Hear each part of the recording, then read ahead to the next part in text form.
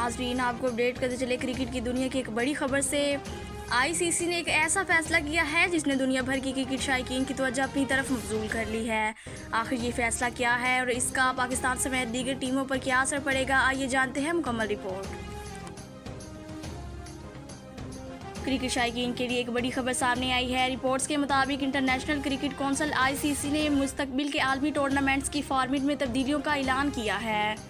Media reports के मुताबिक नए फॉर्मेट के तहत बड़ी टीमों के दरमियान मुकाबलों की तादाद बढ़ सकती है, जिससे शायकीन को मज़ीद दिलचस्प मैच देखने का मौका मिलेगा।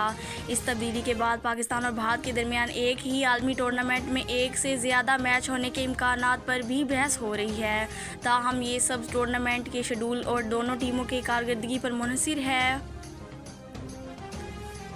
क्रिकेट माहिरीन का कहना है कि अगर ये फॉर्मेट मुकम्मल तौर पर नाफिज होता है तो आलमी मुकाबले पहले से ज़्यादा दिलचस्प और सनसनीखेज़ हो सकते हैं। इससे ना सिर्फ शायकीन का जोश बढ़ेगा बल्कि ब्रॉडकास्टिंग और क्रिकेट की मकबूलियत पर भी मिस्बत असर पड़ सकता है। दूसरी जानिब सोशल मीडिया पर भी इस फैसले पर मिला जुला रद्द-ए-अमल सामने आ रहा है। कुछ शायकीन इस तब्दीली को खुश आइंदा करार दे रहे हैं, जबकि बाज़ का कहना है कि असल दिलचस्पी अब शेड्यूल और टूर्नामेंट के आगाज़ के बाद ही सामने आएगी। कि पाकिस्तान क्रिकेट शायकीन की नज़रें भी अब आइंदा सरकारी शेड्यूल पर हैं, ताकि मामूल हो सके कि कौमी टीम किन टीमों के खिलाफ और कब मैदान में उतरेगी।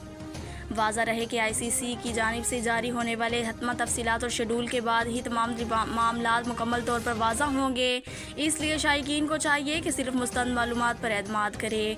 फ़िलहाल इस खबर में इतनी ही तफसीलात सामने आई हैं। जैसे इस हवाले से कोई नई पेश रफ्त सामने आएगी, आपको फ़ौरी अपडेट किया जाएगा।